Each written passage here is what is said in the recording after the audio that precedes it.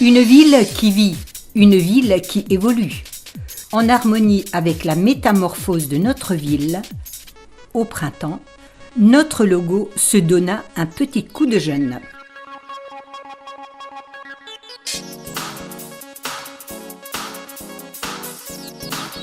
Dépolluée en profondeur, la friche industrielle à vie laisse sa place à la société Beaudelet Environnement qui accueillera très prochainement ses premiers clients.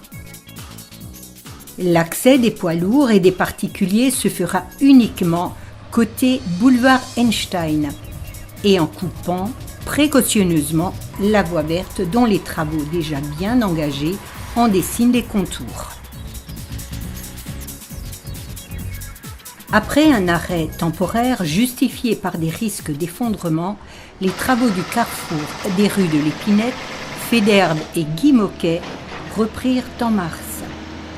La réfection de l'éclairage public à la charge de la ville et l'optimisation des places de stationnement nécessitèrent de fortes contraintes de stationnement et de circulation, adaptées à l'avancement des chantiers. Les riverains ne savent plus où se garer. Compréhensifs, les commerçants subissent néanmoins le contre-coup de ces interdictions de stationner et des coupures totales ou partielles de la circulation. Les travaux ont-ils amené beaucoup de gêne ? Énormément, oui, beaucoup de gêne. Il y a eu de la gêne de perte de clients, de chiffre d'affaires, de résultats bien évidemment. Pour que les clients reviennent, qu'ils sachent que la boucherie, il n'y a plus de travaux et qu'on peut repasser ici, c'est très long sur le temps. Ils ont quand même mis la boutique en péril, on n'était pas loin de... j'étais pas loin d'arrêter, travailler pour quasi rien, à un moment donné... Même question posée au boulanger. Oui, ne serait-ce que pour les livraisons, c'est assez difficile, puis nos clients ils peuvent pas stationner ou même circuler facilement. Mais bon, au niveau chiffre d'affaires, on a quand même perdu environ 30% de notre chiffre d'affaires journalier. La municipalité s'est toujours évertuée à suivre au plus près les entreprises afin de limiter au maximum les désagréments. En juillet, une nouvelle chaussée rétrécie pour réduire la vitesse comptait du stationnement supplémentaire de chaque côté. La jonction des 3 rues donnait naissance à une zone 30. Elle se caractérise, selon des dispositions du code de la route trop méconnues, par une priorité absolue des piétons, même en l'absence de marquage. Des riverains contribuent à inciter les automobilistes à réduire leur vitesse, allant ainsi dans le sens de la municipalité qui a multiplié l'utilisation des radars pédagogiques dans la commune. Au passage, avez-vous remarqué que les maisons s'étaient dépouillées de la multitude de fils de toute nature ? Dans le même temps, imposé par la MEL pour remplacer le réseau d'eau potable trop vétuste et le réseau électrique basse tension, la rue de Londres avait été fermée à la circulation. Ensuite, ce fut au tour de la rue de Lille de connaître des contraintes de circulation, voire des sens uniques très temporaires.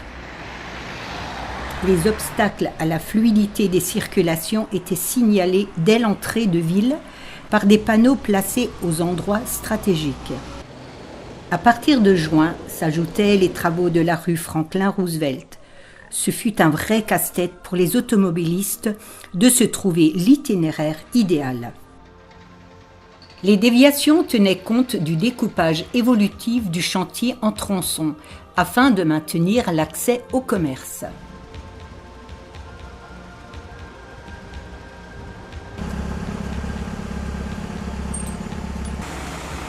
La Placette commençait à recevoir son pavage.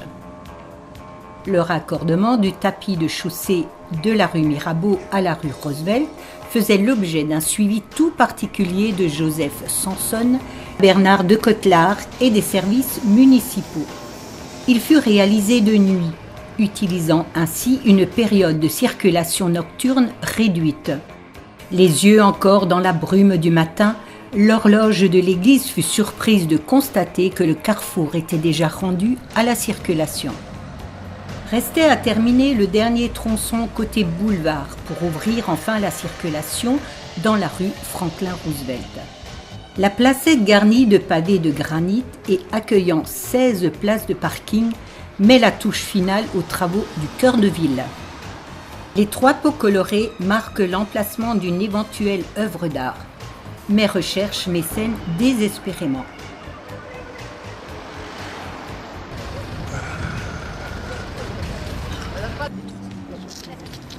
C'est chacun pour nous. Bravo, chef Billy. C'est un Attention, attention! Le train spécial au départ de l'Étoile Celle de Mouveau va partir! Le 15 septembre, le petit train pouvait emmener une 50aine de personnes pour un tour de ville, histoire de mesurer l'évolution de notre environnement quotidien sur la dernière décennie. Les plus sportifs pouvaient découvrir ces sites en vélo avec le rallye cyclo ou à pied lors d'une marche avec le CAPAM. Aujourd'hui, c'est un peu spécial, car nous revenons sur le Mouveau d'hier. Nous sommes dans une ville qui, depuis 10 ans maintenant, se transforme. 10 ans qu'une équipe municipale s'est formée autour de notre maire Éric Durand pour accompagner ces nombreux changements. Ces nouvelles voiries, ces nouveaux bâtiments font partie maintenant de notre quotidien. Une exposition retraçant les évolutions fut visible dans la ville et aussi à l'Étoile. Un film complétait cette métamorphose. Notre maire, Éric Durand, apporta des informations complémentaires. Nous avons accueilli, sur la saison, la première saison, à laquelle on se pose toujours des questions sur une saison, on n'a accueilli que modestement 16 000 personnes. Voilà, dans cette salle. 16 000 personnes en une saison. La Fédération sportive et culturelle de France n'attendait que l'ouverture de l'Étoile Seine de Mouveau pour accueillir dans le Nord cette prestigieuse manifestation. Environ 400 danseurs et danseuses venaient de toute la France. 16 associations inscrites. Chacune pouvait présenter 1 ou 2 groupes de danse contemporaine, jazz ou hip-hop. Un beau spectacle gratuit où la Jeanne d'Arc avait toute sa place. L'organisation fut parfaitement orchestrée sur ces 2 journées de compétition.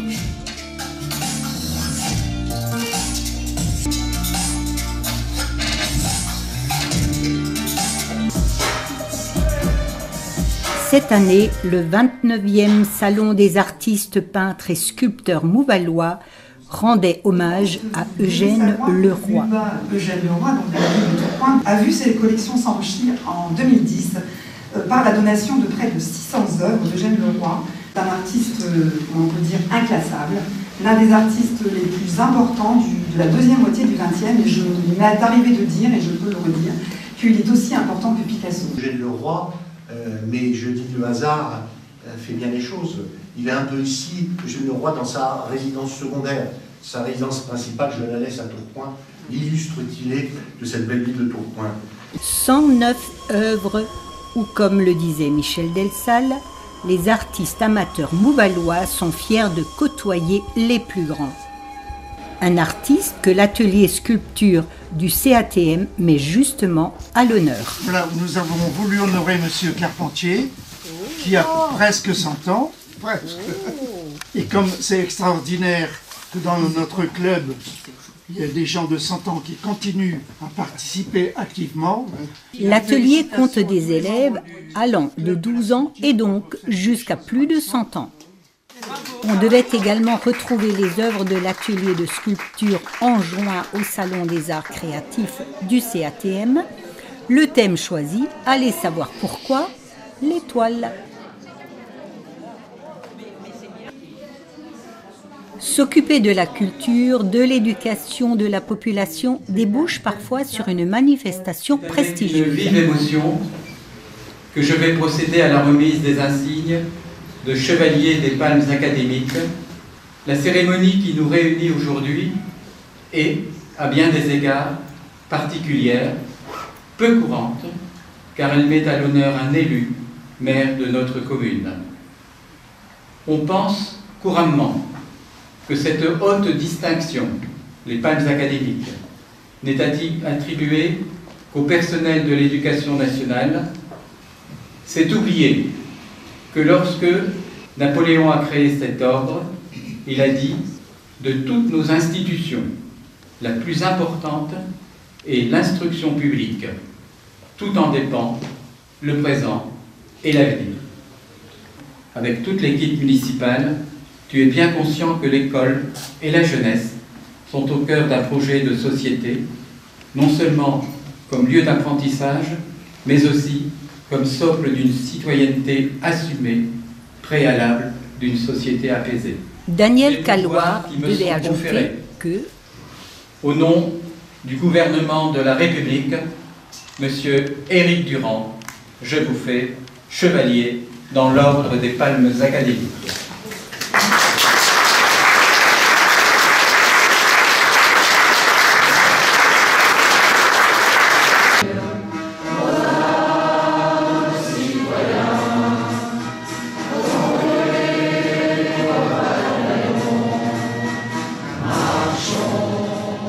Au service de l'éducation nationale, au service de la transmission du savoir, pendant 20 ans, peut-être que vous ne le savez pas, pendant 20 ans, j'ai œuvré, du moins j'ai essayé d'œuvrer au niveau donc de la transmission de mon modeste savoir à mes étudiants.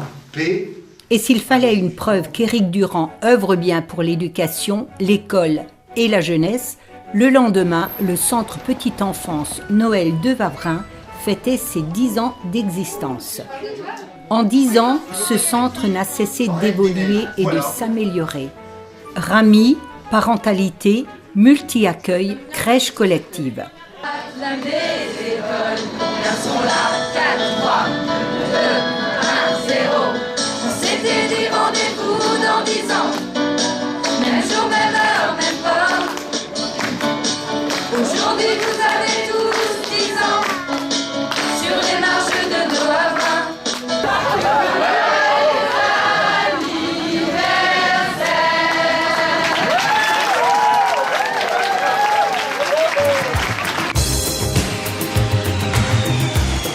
En sport, l'association La Jeanne d'Arc organisa le premier tour du championnat de France de slackline. Cette activité consiste à réaliser des figures acrobatiques sur une sangle élastique tendue entre 2 points d'attache.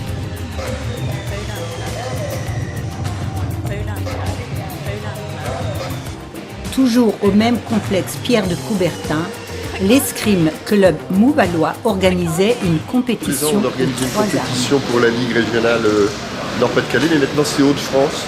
Donc c'est des moins de 13 ans, les 3 armes. Et là on est en train de terminer le tour des poules de l'épée, hommes et femmes. Au total, les épéistes, on a 80 personnes pratiquement dans les deux catégories. On commencera le fleuret à partir de 12h30, 1h. Et on a à peu près 50 inscrits. Et le sabre en début d'après-midi, on a une bonne trentaine d'inscrits. On a cette année même des Belges et un Luxembourgeois. Ça devient international, formidable. Restons sur le même site pour la finale des régions parisiennes et Hauts-de-France. Salle comble aussi pour accueillir ces 32 équipes réparties sur 8 niveaux et qui comptent quelques 1200 gymnastes. André Mast devait souligner que la Fédération française choisit Mouveau pour son équipement de qualité et sa bonne infrastructure.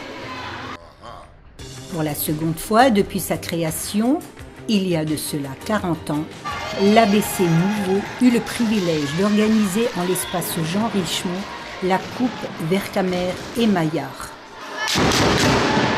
20 équipes étaient engagées à des heures différentes.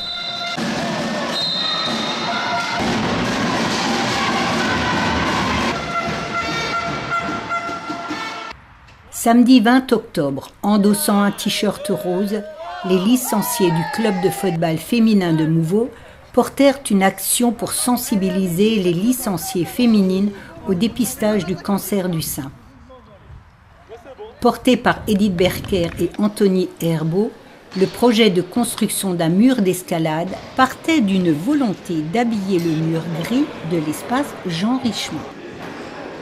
Avec cet équipement, la ville optimise son offre sportive et place la commune sur les rangs du label Ville sportive. La vice-présidente de la région Hauts-de-France qui a participé au financement de ce projet a elle-même testé cette réalisation en montant à 9 mètres au sommet du mur. Isabelle Frémaux, représentant le département, cofinanceur du projet, n'a pu égaler l'exploit, uniquement en raison de sa tenue vestimentaire non adaptée à l'exercice. Je l'apprécie d'autant plus. Voilà, donc c'était un beau projet. C'est pas simple à mener parce que les démarches administratives sont longues, sont périlleuses. Invités par la municipalité, les aînés de la ville étaient conviés à une sortie culturelle et festive. À Saint-Amand, tour de ville pour écouter le concert de Carillon, malheureusement gâché par les travaux à proximité. La dernière cloche s'appelle Sidonie et sonne le mi bémol. Plus que quelques mois pour visiter ce musée de la Chicorée-le-Roux qui ferma ses portes définitivement le 31 octobre. Un film explicatif sur cette racine qui est transformée en Cosette, déshydratée, torréfiée puis concassée.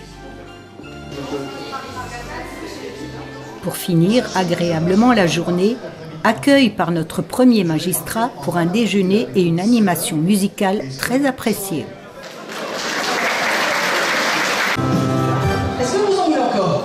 Allez, 3, 4 et...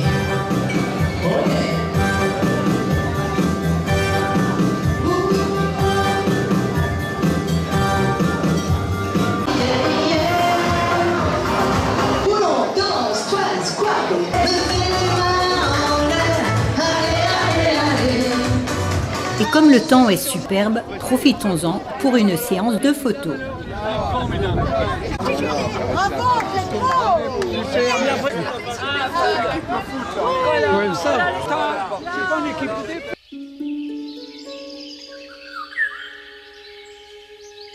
Dans un cadre où les couleurs éclatent de joie, qu'il est agréable de se promener. C'est dans ce magnifique parc du Haut-Mont que s'est déroulée la 2e fête du vélo.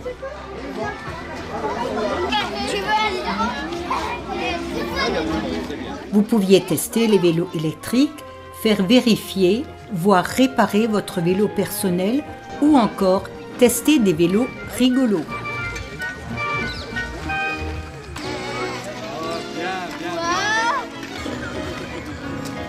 Attention, Diane, la police se veille. Il vaut mieux être en règle. Quant à Joseph, je pense qu'il serait plus prudent de choisir une taille supérieure. Ce n'est pas Bernard de Cotelard qui a pris de la hauteur pour s'en assurer qui nous démentira. Après une dernière photo, le rallye cyclo emmènera tout ce beau monde pour une sympathique balade champêtre. Dans le cadre de la Semaine nationale de la biodiversité, petits et grands découvrirent le monde des abeilles, leur importance, leur rôle dans la nature et en supplément s'essayèrent à la confection des bougies en cire.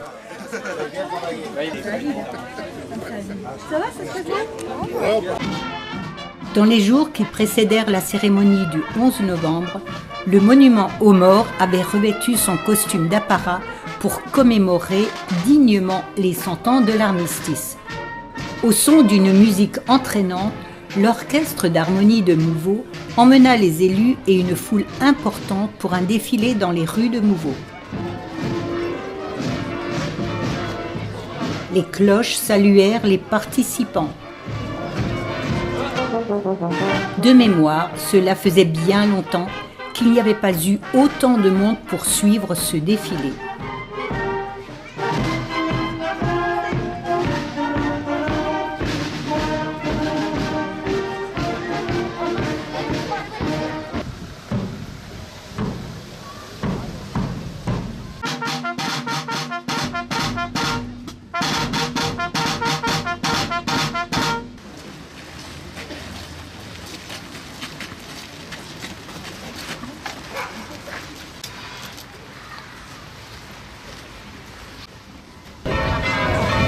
siècle.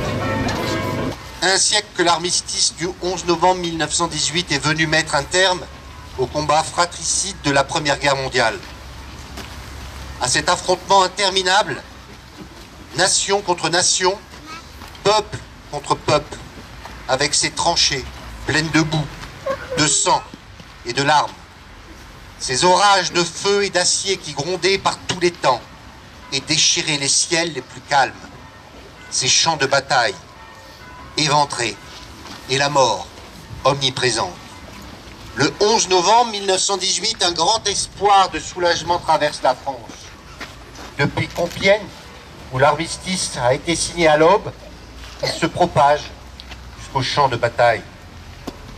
Enfin, après 4 années interminables de bruit et de fureur, de nuit et de terreur, les armes se taisaient sur le front occidental. Enfin, le vacarme funeste des canons laisse place à la clameur allègre qui s'élève de volées de cloches, en sonneries de clairons, d'esplanades de grandes villes, en places de villages. Partout, on célèbre alors avec fierté la victoire de la France et de ses alliés. Nos poilus ne se sont pas battus pour rien, ils ne sont pas morts en vain. La patrie est sauvée, la paix enfin va revenir.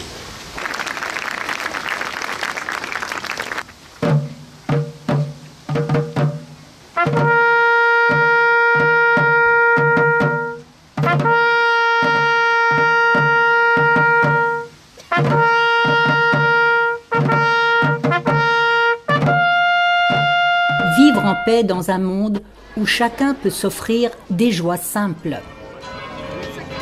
Les enfants furent heureux de déambuler avec leurs lampions dans les rues de Mouveau.